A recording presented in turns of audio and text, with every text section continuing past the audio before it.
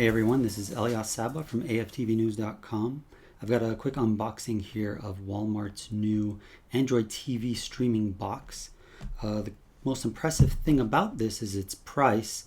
So it's a 4K streamer with a remote that has voice and TV controls for $29.88. So just barely under $30.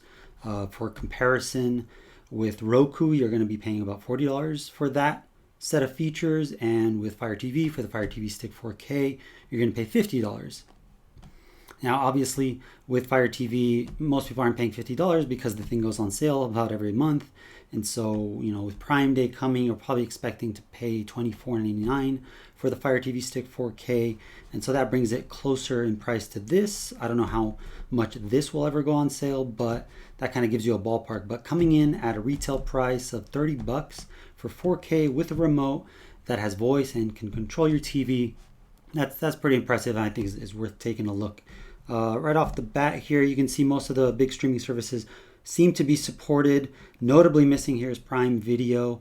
I'm suspecting Prime Video is going to be supported. It's just that Walmart probably doesn't want to advertise Amazon streaming service on their box, since Amazon and Walmart are such big competitors. It does say that it supports Dolby Audio, not Dolby Atmos specifically. I don't know yet if it does support Dolby Atmos, but the fact that it isn't actually listed on the box tells me it's not going to support Atmos. But you know, you'll have to check AFTVnews.com for my full little review of this to get all that little detail once I get it opened and used. Nothing really on the sides. Back is pretty boring, straightforward. 802.11 AC is kind of the only spec that's, you know, really listed on this. So let's go ahead and get into it.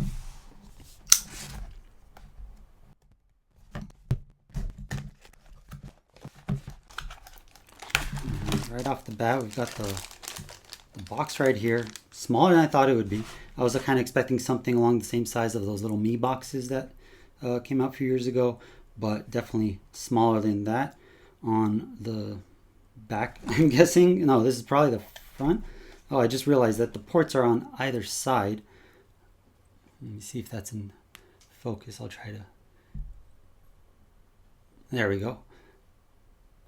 So yeah, you've got a port on either side, kind of similar to the NVIDIA Shield TV 2019 tube, where you've got stuff on either side. So it's kind of going to sit in line with the power cable and the HDMI cable, and that's pretty much it. You've got HDMI on one side, you've got micro USB on the other side, and a button with a little LED light. I'm guessing that's going to be to pair the remote, or pairing a new remote. And then you've got just, you know, nothing too spectacular there. Pretty straightforward power brick. Looking at that, it's a 5-volt 1 amp. Surprised it's not an actual, you know, USB, you know, A port that connects to this. It's actually an attached cable.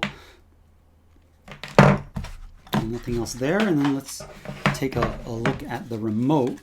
Now, this is my first time seeing this particular remote. And that's kind of, the remote is noteworthy in itself because this is basically Google's design that this company TW Electronics, I think they're called, out of the UK is creating. So we're going to see this remote on a whole bunch of Android TV boxes this year. This is my first chance seeing it. I think this is called the G10. There's also a G20, which is a larger remote. It has a number pad, maybe a few other buttons. I think that one might be for televisions. I'm not positive there. But pretty straightforward remote. You might have seen this already, but we've got Disney Plus and HBO Max as the two extra app buttons. YouTube and Netflix are pretty much always going to be the first two on this remote.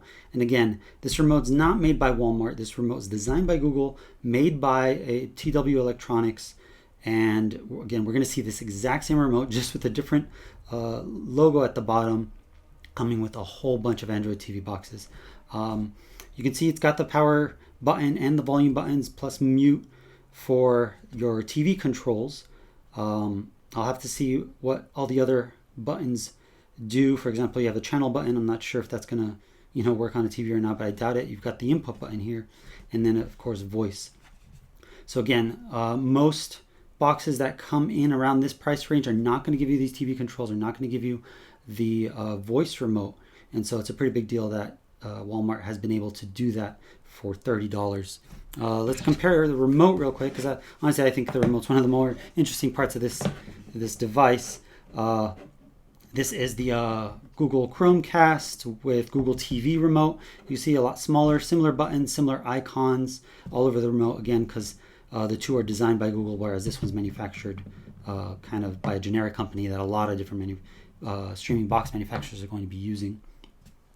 Comparing the remote over here to Amazon's latest remote, this is the Fire TV remote. Currently only ships with the Fire TV Stick 3rd generation, but I'm expecting this remote to kind of make its way across all of Amazon's lineup. Here is the older remote that doesn't have the app buttons at the bottom, so you can kind of see the I guess generic G10 Android TV remote here is pretty much exactly the same height, almost exactly the same width as the Amazon remote, which I think is a good thing. I'm not a huge fan of the smaller remotes like the Google Chromecast remote. You can see thickness is pretty comparable. See, just kind of comparing it down the line with some other remotes. Here's the Roku remote.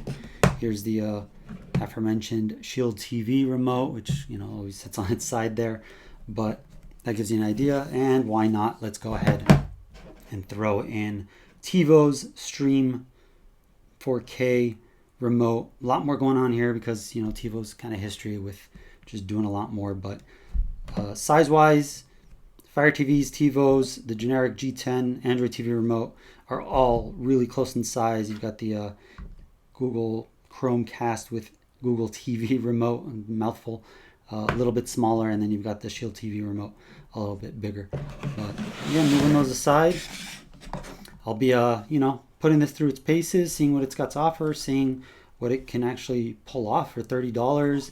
I'll have benchmark scores all on AFTVnews.com. One thing, sorry, I didn't mention, almost didn't even notice, it comes with an HDMI cable. That's a pretty big deal. I mean, for $30, I would have expected them to not include the HDMI cable. The remote also comes with batteries. That's kind of become pretty standard, but the HDMI cable definitely isn't included in a lot of these boxes, especially at this price range. But yeah, again, I'll be benchmarking this on AFTVnews.com and just seeing what it's got to offer.